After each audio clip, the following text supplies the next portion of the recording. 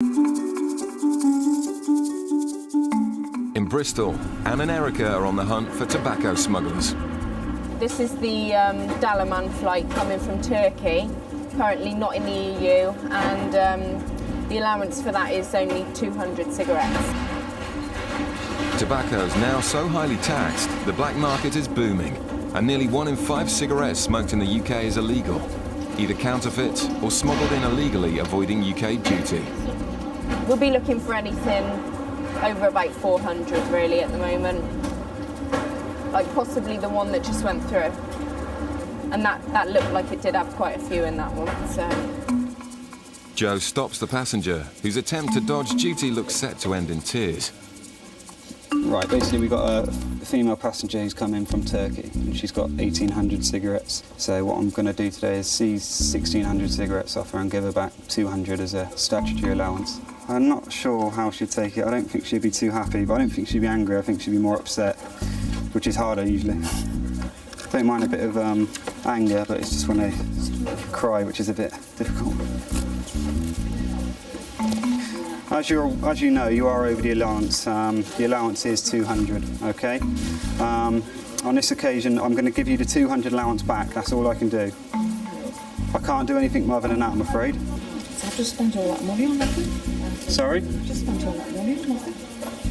Well, I'm afraid there's not really a lot more I can do. Can I have 400 now? Sorry? No, you can only have the statutory allowance. I'm afraid just 200. Gives me no pleasure to seize these cigarettes. This is when this amount, I have no choice, I'm afraid. Okay? Give you no pleasure to stop. Okay. And I just knew, I had a feeling when it pulled through nothing to declare, I thought, uh-oh, he's got me. I could just see the gleam in his eye. I generally felt bad because, although I believe she knew what the allowances were, I still think for anyone it's still difficult to have money taken from you. The passenger seems surprised, but it turns out Joe has caught a regular offender. I've got away with it for about 9 years. Well, I shouldn't have said that because he's just behind me today. It may be a small seizure, but replacing the cigarettes will cost the passenger hundreds of pounds. In Gatwick, the X-ray has picked up a bag with some suspicious contents. It's put back on the carousel while Calvin watches from a distance to identify the bag's owner.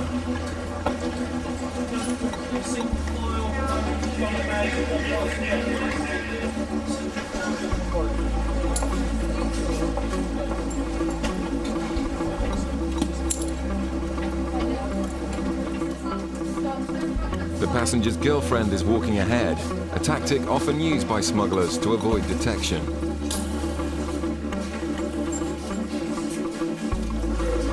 Calvin follows the passenger through the channels, where the Class A drugs dog Rossi gives an indication on the same blue bag. The questions asked by the officers are seemingly obvious, but the answers given can be used to build up a prosecution if anything's found. So is this all your baggage? Is there your baggage, sir? Yeah, and these are bags you took out with you? Has anybody given either anything to bring into this country? Okay, just have a quick look in the blue bag then. Yeah, just the blue one, is it? Start with that one. Start with that one. Always start with the bottom one.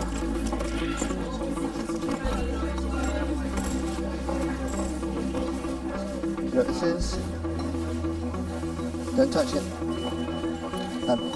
Okay, apply booze to be drugs. The suitcase is full of sealed packages, which look like cannabis. The couple are arrested immediately. Not meant to win questions, something which later rely in court. Anything you do say may be given in evidence. Do you both understand? Do you understand? Is that yes? Do you understand? Yep? Okay. All right, let's take it out the back now. Cannabis is a Class C drug, but a quantity like this is worth thousands of pounds, so the investigation starts immediately. And Calvin needs to make sure the right people feel the full force of the law. Between 10 and 15, probably. There's probably more than 15 kilos. I mean, obviously we'll have to spike it first and test it, do a field test to establish what the drug is. I'm making an assumption at the moment it's cannabis. Okay, and he'll explain your legal rights. Whatever the packages contain, it's not looking good for this suspect. Move across, okay?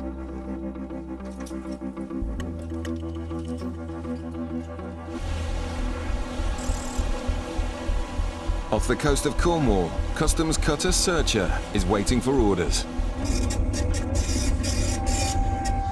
We just had some intelligence come in. Basically, they've found a length of rope with an anchor. There's nothing to say it's what it is, what it's for, but the locals have never seen it before. They don't know what it's about. They've handed it into customs and said, we think there's something a bit iffy about that. This is a very old way of smuggling. It's actually putting things on the bottom and putting it in a buoy and actually hanging it off the rope. It's been doing it here for hundreds of years with brandy in the old days, but it's happened before with drugs. Okay, full speed, carry it as we can. Searcher's crew man the vessel 24 hours a day, ready to respond to any threat to the UK's borders. With over 5,000 drug seizures a year, the threat's very real, and smugglers use any tricks they can to slip through the net. Green flag, we're looking at there. Just the green flag. There's another 3 there. There's another 1 there. So the whole place is full. It costs millions to operate these high-powered vessels with their onboard speedboats, but they're at war with well-financed criminal gangs who can make millions from a single importation and are willing to protect their profits with force. We've still got light. We won't have it for much longer. So we'll have to be as quick as we possibly can here to try and get this job done. Have you seen any pops that you don't recognise?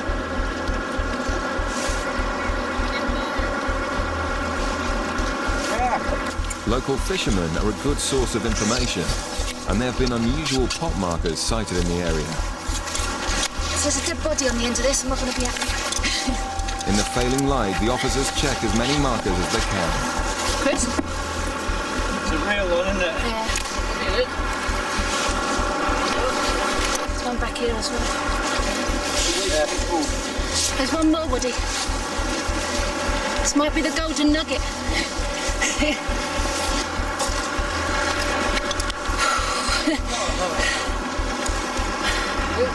think they're all parts in there. What did you say? What do you reckon? Going back in, I reckon. Yeah. Not all operations end with a seizure, and Kirsty hopes the intelligence gathered here may prove valuable in catching future smugglers. So what we'll do, we'll actually pass that information back inland and we'll pass it back to intelligence to see whether they can match it with any other activity that's been going on, and potentially keep an eye on that area just to make sure that we know where to find it and what the potential of it is.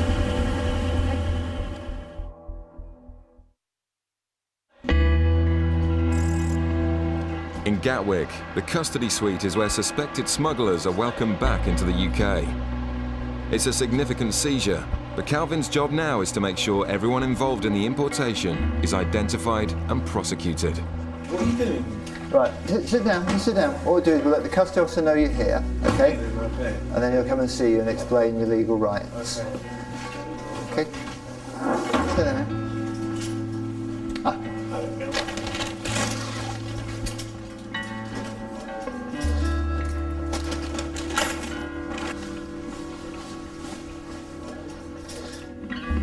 Okay, again.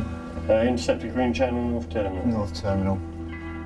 And opened a blue suitcase, which he did.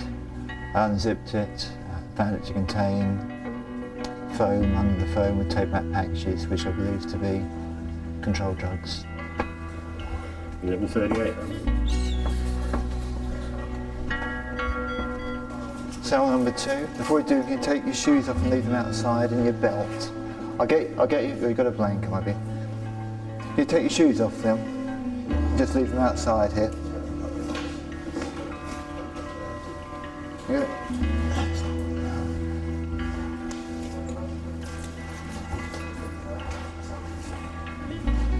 Do you want any drink of water or anything? Sure? Okay. You can't smoke here, I'm afraid. And the name on this bag relates to the female. That will tie her into this bag as well as him. It's unclear who's involved, so the female passenger must also be kept in custody. But it looks like there could be controlled drugs in one of the bags. You understand it? Sorry? No, what drug it is? No, I don't know yet. They will find out when they do, they'll let me know. Let you know. We just suspected that they are drugs at the moment. Calvin suspects the packages contain cannabis. And the smell is unmistakable.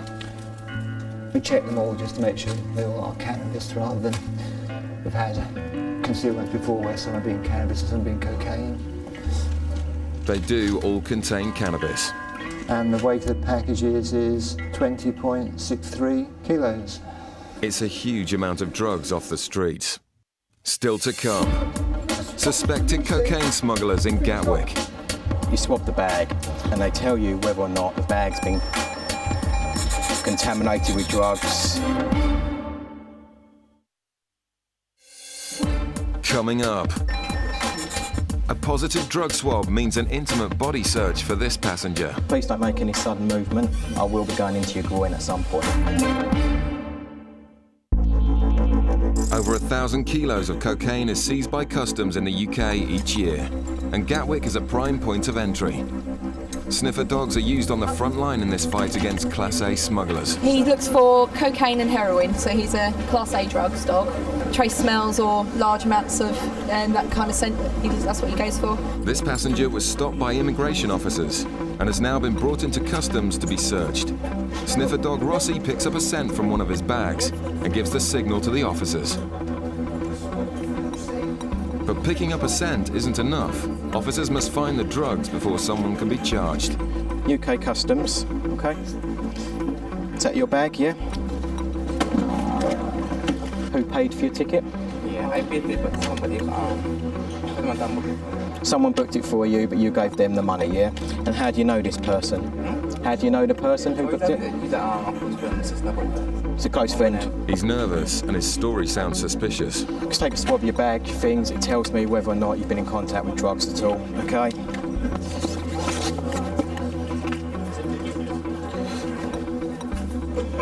Okay, if you just bear with me a sec again.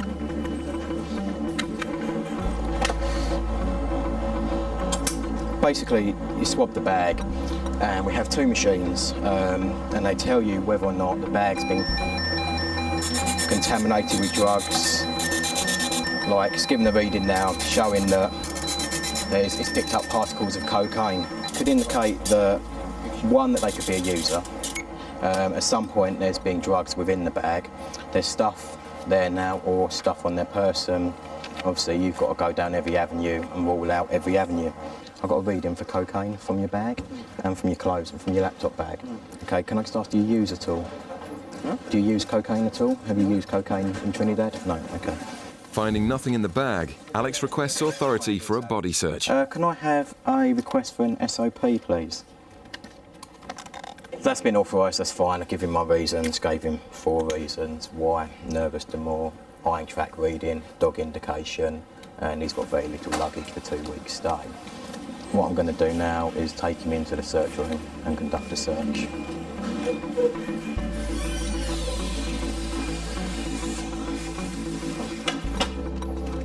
Okay, I'm not going to touch any skin, okay? Got no need to, obviously I can see. If I can just ask you to place your arms out for me, put your palms up into the air, okay? Please don't make any sudden movement. I'm going to do one side at a time. I will be going into your groin at some point, okay? But I will make you aware when I do that.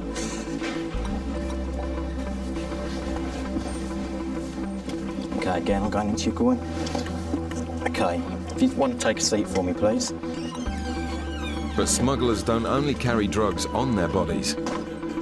We swab the inside of the shoes because obviously you have swallowers who come into the UK with packages inside them. Packages give out like sweat and they go into your pores and you sweat through the bottom of your feet, so it can give a reading to say that there's possibly packages inside. So it's another area that we test. It's another frustrating result for Alex, but this man's troubles are far from over. Okay, if you'd just like to wait by the bench for me. Back to immigration now, yeah, and then they'll make a decision whether they land him from there, but from our side, we're happy. So, if you got disappointed on every one person you stopped, you'd be extremely disappointed and you probably lose the enthusiasm to keep looking. So you just get back out there and start again. Stop another passenger. Customs officers in Dover have an entirely different threat to deal with. Thousands of trucks a day pass through the freight lanes, and the detection teams work round the clock to try and spot which ones may have something to hide. One just gone over the top. There it is. I've never seen an unmarked one. The intelligence hub selects most targets, but it's experience which has alerted Richard to this truck, and he decides it's worth searching. Tyres in a fridge. I've never seen an unmarked fridge and an Omega Pilsner unit before. Never. Especially with tyres in. Smugglers often use awkward loads like tyres as cover, and so Customs have developed X-ray machines big enough to scan an entire truck. So we might end up scanning it. That's a brand spanking new fridge, and that's not a refrigerated load. A little bit odd. The truck's under pressure to deliver, so this Polish driver isn't happy to learn his truck will have to be scanned. If it finds anything suspicious, it may have to be offloaded, which the driver's company will have to pay for. They get a little bit aggy about it. They don't like the fact we do that. The X-ray picks up an anomaly. There looks like there may be a secret compartment hidden in the floor. Richard needs to find out what it is, but he doesn't want to cost the driver money if he can avoid it. No, I think it's in the floor. Is it the floor? Yeah. But what is it? I think it's ribs. We've got to make a decision as to whether this is worth offloading or not. The team are all highly trained mechanics, so Richard decides to try to access the suspicious area from underneath. Customs officers also take on gangs involved in carousel fraud, which steal money from the VAT system. It works like this. Criminals set up fake companies to import high-value goods VAT-free. The goods get exported back out to fake companies in Europe, at which point VAT is reclaimed. These shipments get stamped at the border, but then simply turn round and come back into the UK. The same goods go in and out of the country again and again. In 2001, a man by the name of Ray Cox was at the centre of a carousel fraud so massive, it would take the next 6 years to bring him to justice. By looking at him and financial profiling of Ray Cox, we basically determined that in a space of 3 years he'd gone from being a pallet repairer to a multi-millionaire. He'd become a major thorn in the side of attacking the UK's VAT system, and we embarked on what became an 8-month-long surveillance operation against Raymond Cox to identify those he was associating with, those he was trading with. We effectively identified a total of 7 people. They were just average people, so they weren't particularly well-educated people, and certainly not with a business background. Day after day, the surveillance team looked on as the fraud increased. Cox and his 6 accomplices gradually lost control. The goods were going round and round on the carousel so fast, they forgot who was selling what to who. They became blasé, and as often you see within fraudulent activities, they did get greedy.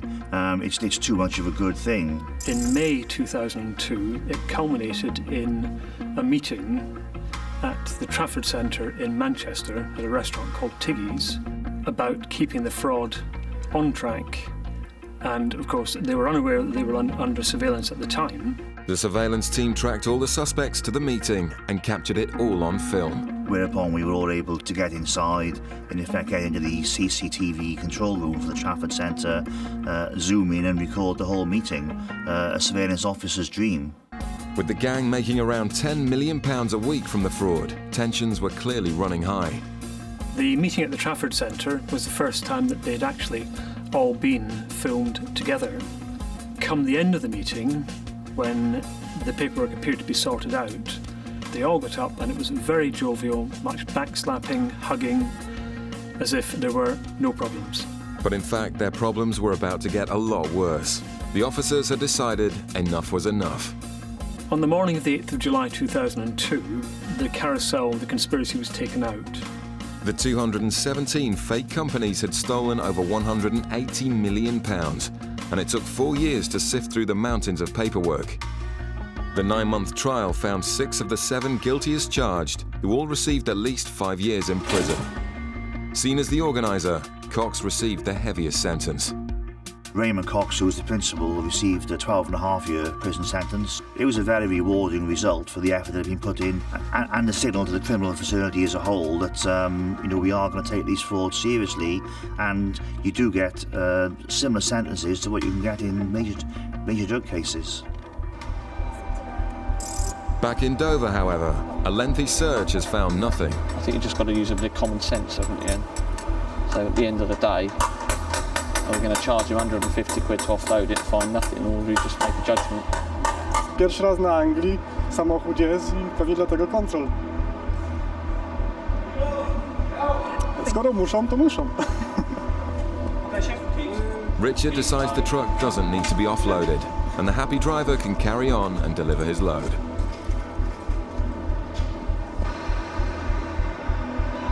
But on the bay next door, a white van has been pulled, and this time it's a hit. The van's full of cigarettes destined for the UK's black market, but not anymore. The drivers have been arrested and taken into custody.